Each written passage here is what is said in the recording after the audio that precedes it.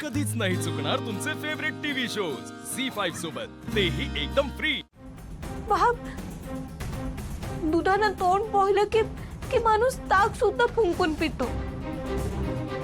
बा, तुला माहित आहे ना, या आधी मी अशा गोष्टी आधी काय घडलं नंतर काय घडणार आहे याचा विचार करायची जबाबदारी तुझी आहे का? तू एवढी मोठी लागून गेली का की आता किर्लोस्करांच्या घरातले प्रश्न सुद्धा सोडवायला लागली? ते समर्थ आहेत त्यांचे प्रश्न सोडवायला, उगाच त्यांच्यामध्ये लुडबुड कशाला करतेस? बा, अरे ताईडी काय सांगते हे बी ऐकून घेत नाहीस तू। मोठ्या माणसांच्या मध्ये बोलायचं नाही एवढी सुद्धा अक्कल नाही का तुला? आ तुम्हाला मी गावाकडनं इथं घेऊन आलो ना, तिथंच माझी चूक झाली। त्या दिवशी मी तुम्हाला घरातनं बाहेर काढलं होतं, पण आदित्य बाबांमुळे तुम्हाला परत घरात घेतलंय, तेव्हा माझी चूक झाली। तू इकडं हो, तू ऐकत नाही, ऐकत मामा थांब, काय चाललंय? बस झालं।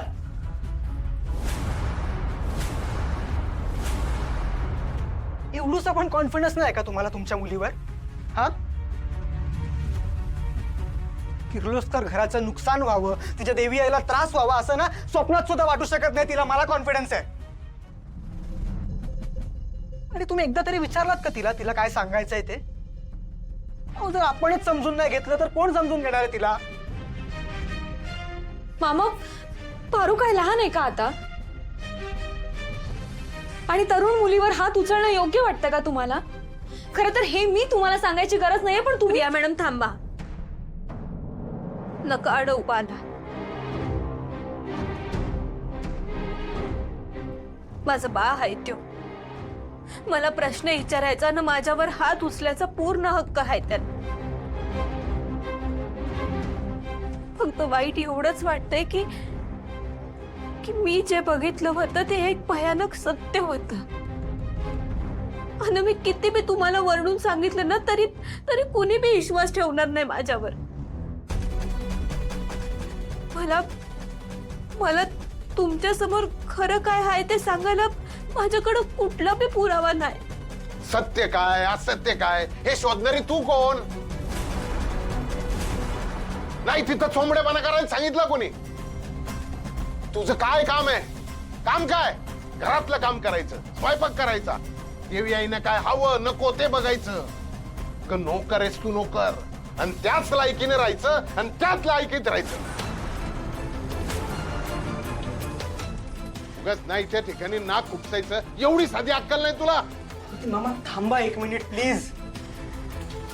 अरे तुझा जेवणाला कोळंबलेत सगळे।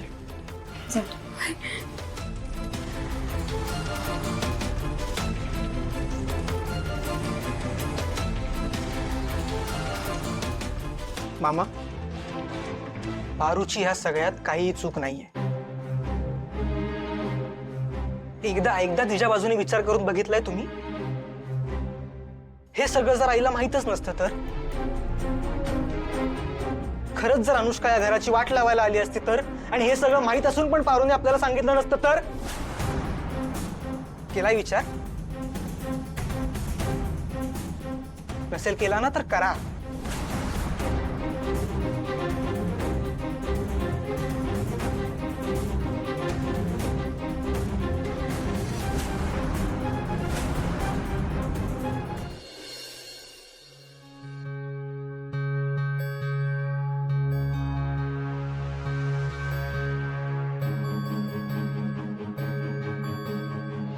अनुष्काच्या विरोधात एक शब्द जरी बोललीस ना तर याद राख, सत्य काय असत्य काय हे शोधणारी तू कोण?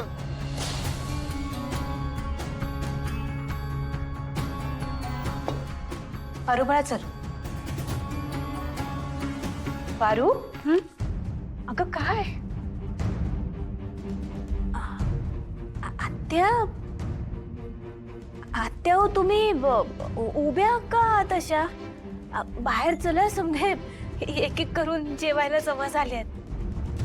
चला ना आपण समजा आवरून घेऊया। हे बघा मी देवी आईंच्या आवडीची खीर बी बनवली आहे। कुणाला लोणचं हवं असेल तर ते बी नेऊन ठेवलं आहे टेबलावर. आणि काय परत काय करू, काय पापड तळू का मी?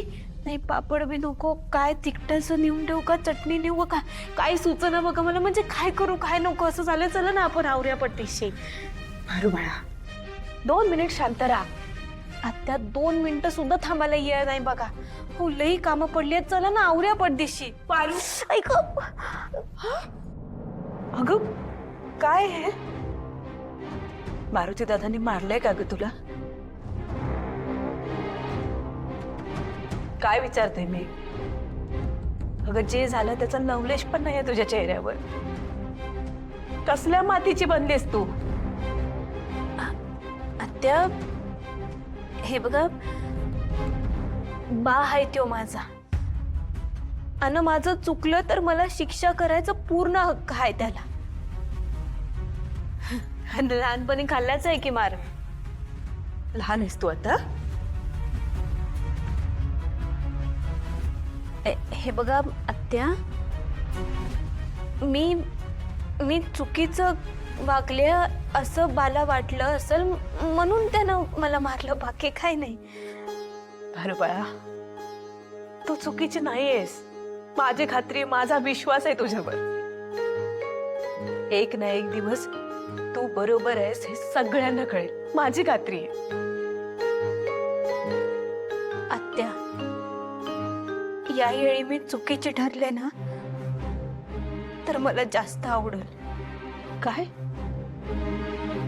असो, आपल्याला लई काम आहेत, आवरायला पाहिजे. चला चला तुम्ही हे घ्या ना. या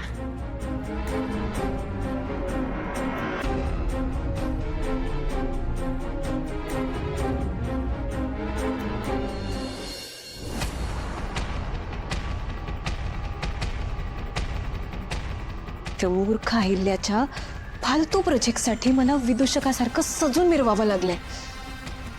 शी. पण मी जर आज योग्य वेळेत अहिल्याचे कान भरले नसते तर माझा या घरातला शेवटचा दिवस असता.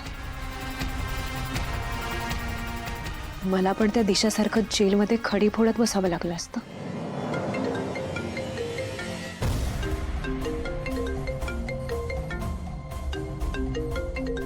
दिशा,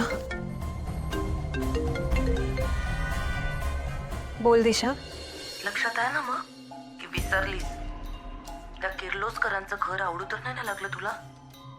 दिशा तू प्लीज शांत हो. हे बघ तसं काहीही नाहीये. मी तुझ्यासाठी ते मी काय सांगते ते ऐक ना. तू ना मला पटवून सांगण्याचा प्रयत्नच करू नकोस. किती दिवस झाले मी इथे अडकली आहे. एवढ्या दिवसात तू मला इथून बाहेर काढू शकलेली नाहीयेस. तू नक्की काय करतेयस? मला सगळं माहितीये. मी प्रयत्न करतेय ना. नाही नाही नाही नाही, मला बाकी काही माहित नाही. तू आधी मला इथे येऊन भेटून बोलूया आपण पुढचं सगळं. हे बघ दिशा, मी आत्ताच एका मोठ्या संकटातून वाचलीये. त्यामुळे इतक्या तुला भेटणं शक्य नाही होणार आहे. तू प्लीज समजून घे. तुम्हाला बोलवलंय. ठीक आहे, मी फ्रेश होऊन येते. हो.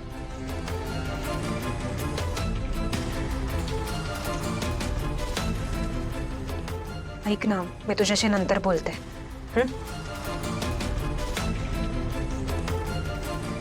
यापुढे मला सावधगिरीने पावलं टाकावी लागतील. झी5 ॲप डाउनलोड करा आणि पहा सर्व एपिसोड्स एकदम फ्री.